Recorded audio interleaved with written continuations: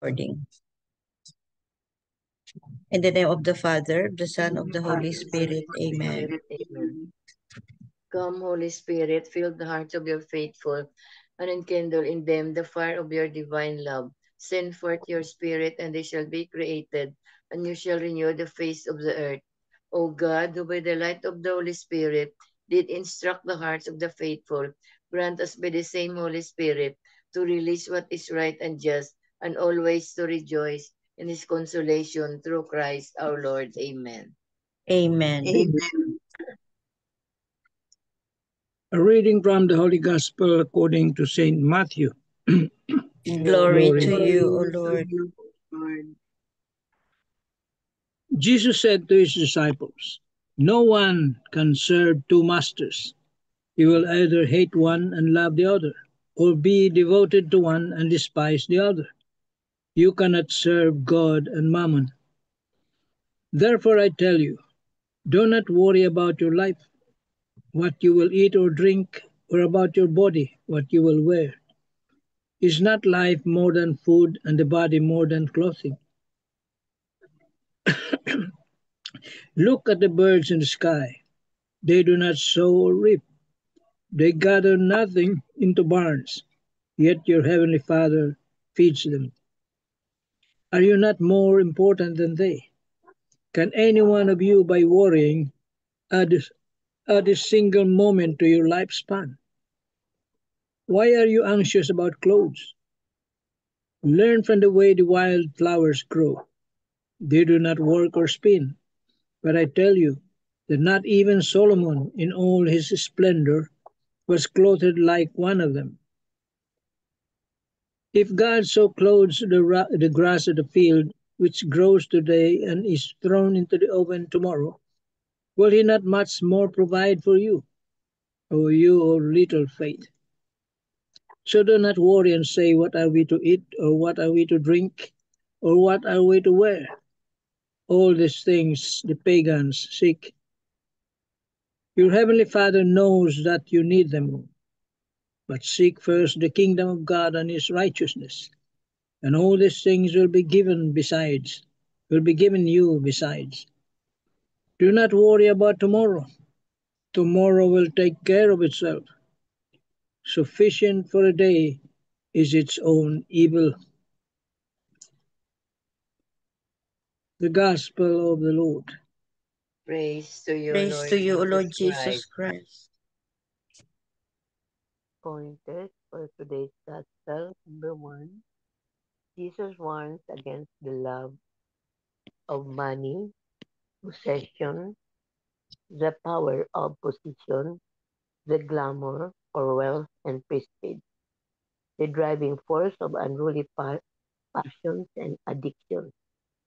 This can govern our thoughts, shape our ideals, and control our appetites and desires in life. Number 2, anxiety robs us of faith and confidence in God's help. Jesus wants us to put away our anxiety and preoccupation with material things and instead seek first the things of God, His kingdom, and His righteousness. Number 3, God knows our needs even before we ask, and He gives generously to those who trust in Him. Who is the master of your life? Amen. Amen. Amen. Thank you very much, Tita Lynn. So do not worry thou, do not worry, for tomorrow will take care of itself. Or no, tomorrow is never promised to anybody, no. So entrust everything, live for today, no, and trust him for tomorrow. Yun. Tito Man, you have something? Itong kay Marino. Simple lang. Hmm. There was once a man who deeply desired to test the providence of God.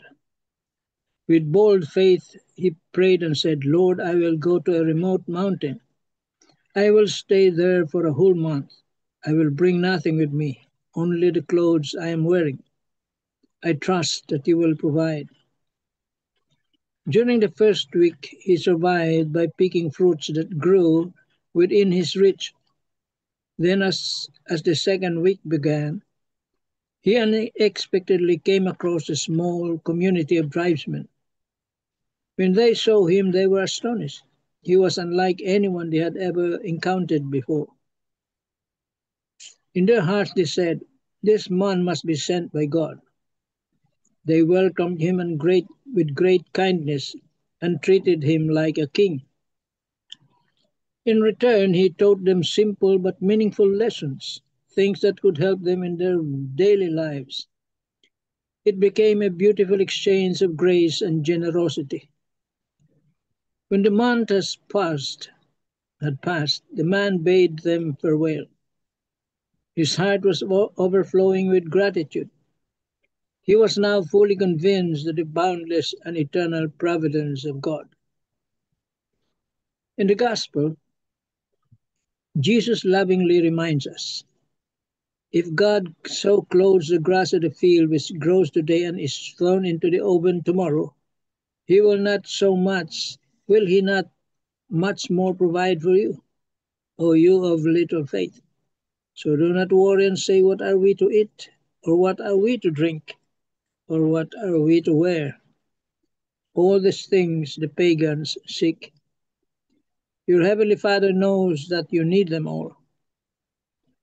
The secret to a joyful and meaningful life is not found in material abundance, but in serving God with whatever we have and surrendering ourselves to His divine providence. He will surely provide, just as He always has for those who trust Him. Let us not be anxious. Let us not be afraid. God knows our needs even before we ask. And to calm our restless hearts, Jesus Himself assures us, do not let your hearts be troubled. Trust in God and trust also in me. Amen. Amen. Amen. Simple lang, no? Very simple. Very simple. He was just trying to test God's providence, power to provide. So he went to a place bringing nothing, only the clothes he was wearing, saying that the Lord will provide.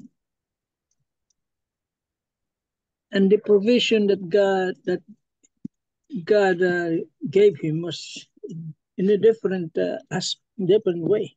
No, it was not food falling down from heaven, but from people. He unexpectedly came across it in a community, the tribesmen. So, pinadala siya doon sa community na yon.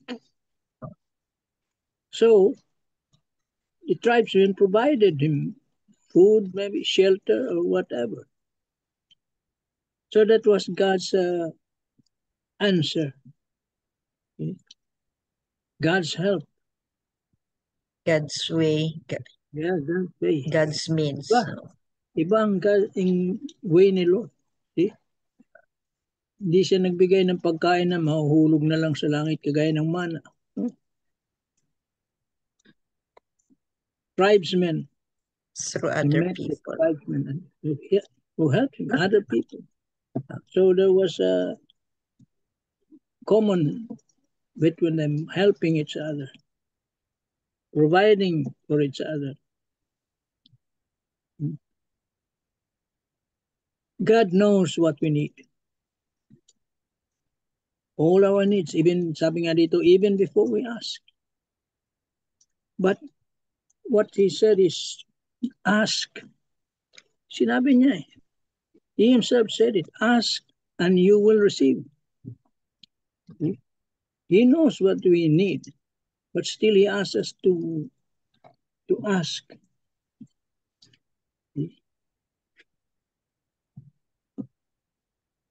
And as a reminder,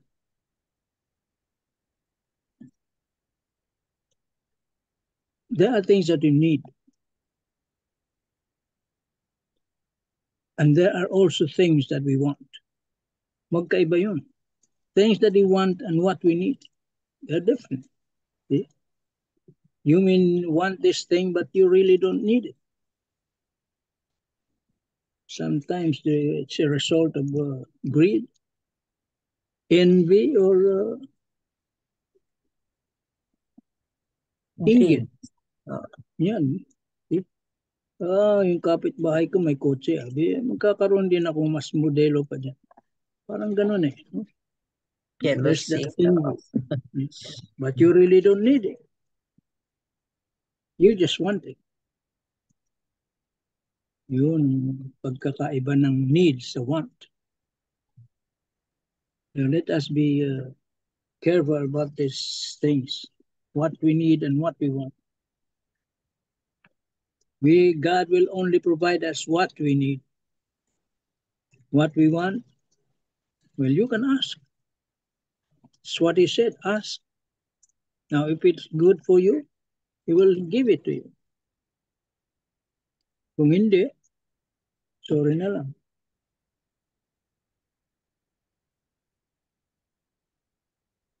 Amen. Amen. Amen. Very true, Tito Mans, no? Iba ang what I want and what I need. Yes. Iba. Oo. Magkaiba sila. And then today's gospel ba, we can focus on different sides of this gospel. Kasi yung iba is ang ibang homilist is they focus on God will provide, ganyan, just trust him. Tapos yung iba naman is you cannot serve two masters. Tapos anything anything. Marami tayong learn from this gospel. So basahin ko din ha, short lang. This is about the gospel for today, no? Matthew 6, no? 24 to 34, no? Is about anxiety. Ayaw na ayaw ni Lord ang anxiety. Kasi if you feel anxious, if you feel nervous, if you feel anxious about tomorrow ba, about things to come, that means na kulang ang trust mo sa kanya. Kulang ang trust mo sa kanya. So, and then it doesn't mean na okay lang, God will provide for tomorrow. Do your part also. You also have to do your part. And God works in a mysterious way, no? Just like itong sabi ni Tito Manny, no, na about yung taong yun is he was taken care of by the village people, no, by the natives, no, of that mountain, no. So through them God provides for that person. Yan parang gin-challenge niya ang God Tito Mans, no. I will go up to the mountain. I will go there up in the mountain without nothing, and then trusting God for what will happen to him. And then God provides for his needs. So itong from another homilist, no? Serving two master is impossible. Jesus states that serving both God and wealth is not possible. Ultimate devotion should be to God, and material possessions should not become idols. It is necessary to examine what holds the highest value sa life natin. Ano ang priority natin? So second, no, avoid worrying. Don't worry about worldly needs. Jesus tells his disciples not to worry about basic necessities such as food, drink, or clothing, because the birds and the lilies are examples of God's provision. No, they don't worry. Itong mga birds and butterflies na ito, they don't worry what to eat. They don't worry what to eat, but they live. Alive sila. So followers are assured, believers, no, followers tayo, are assured that our Heavenly Father knows what is best for us, knows our needs. Yun na mention yan ni Tito Manny, no. And then third, no, seek God's kingdom and righteousness, ang i-ano natin sa life natin, no, ang i-prioritize natin, no, to do the will of God and to seek His righteousness, to seek first the kingdom, and the rest will be given to you. Seeking the kingdom means prioritizing God's rule and will.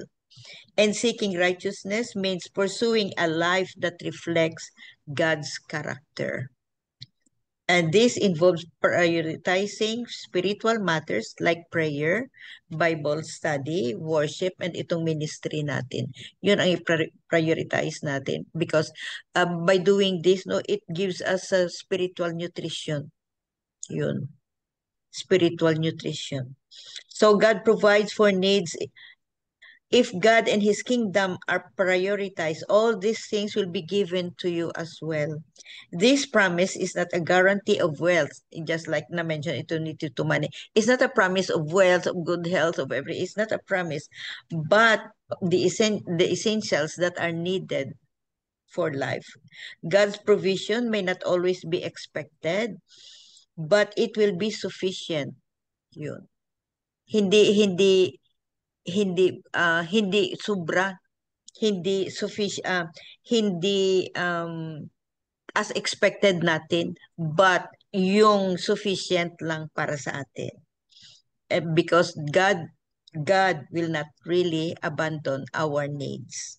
So live for today, Jesus advises, no? Do not worry about tomorrow. Live for today. Ito ngayon lang. Ito ngayon. This very moment. Live for today. And don't worry about tomorrow because tomorrow is never promised to anybody. So ang sa atin dito, no, do as good and as the best we can, no, all the goodness in our heart, no, pour it out. Yun, live with it, live by it for today. Ito, kasi hindi natin alam kung ano in the next few hours, in the next few minutes, in the next or the next day, hindi natin alam. It's not promised to us. So, focus on living faithfully in the present moment and trusting God for each day's challenges. Yan. I-ano na lang natin, Lord, ikaw bahala bukas. Entrust everything to Him. Focusing on today avoids the burden of worrying about the future. Live for today. Today lang today. This very moment. Para hindi tayo mag-worry sa future natin. Not napabayaan lang natin ang future natin. No. Trust Him. And as I said before, no, we will do our part also. So in summary, no, of this is today's gospel, no, prioritize God, make God the ultimate master, and prioritize His kingdom. Yun ang priority natin. Trust God's provision. God will provide. Pray for it. Trust Him because He will provide. Release worries and trust that God will provide. Yun. Seek His kingdom and righteousness. Pursue a life that aligns with God's will and values. Live in the present. Focus on being faithful and trust God for the future. Very simple. Live for today. Be faithful. Pray, be faithful, do His will, be good, serve your neighbor, be compassionate, be forgiving, love, pray for other people. Yun, for today.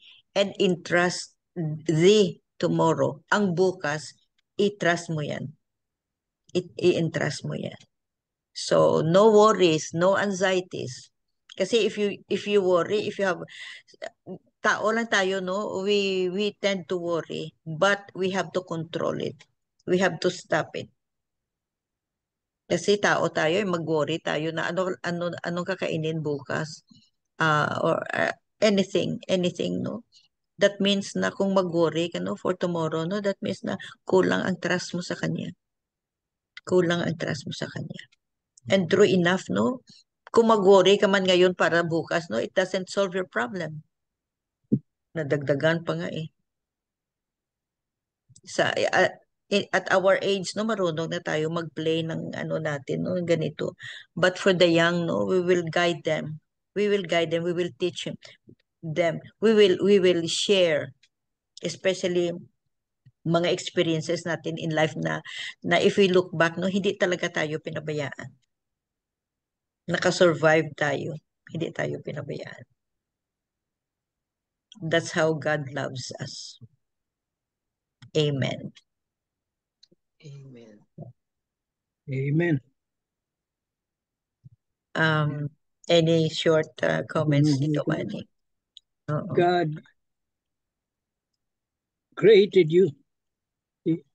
Binuhay ka niya eh.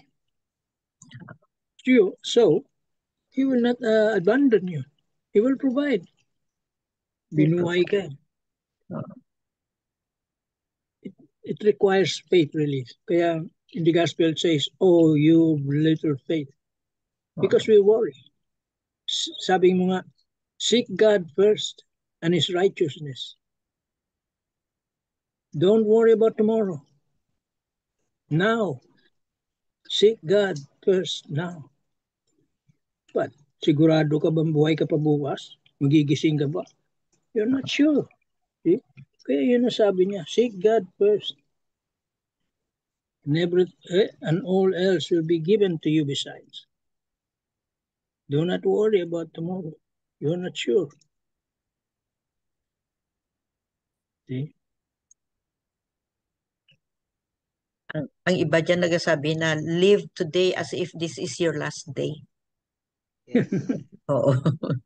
Live today as if it's your last day. So, anong gawin natin? Prepare. Spiritual preparation. Yeah. So, amen. Amen. Thank you very much. Beautiful, beautiful message of today's gospel. May we have the closing prayer, Gabilen? Yes. Okay. Loving God, we give thanks and rejoice in your words and have a wonderful gatherings. May we find gladness and satisfaction in all our success and even our challenges in life. In Jesus' name, amen. Amen. Amen. And all together, please. Glory be to the Glory Father, be to the Son, to the Holy Spirit, as it was in the beginning, is now, and ever shall be, world without end. Amen. In the name of the Father, of the Son, of the Holy Spirit. Amen. Thank you all. Thank you very you. much. Good night. Thank you. Bye. Bye-bye. Happy everybody. Saturday.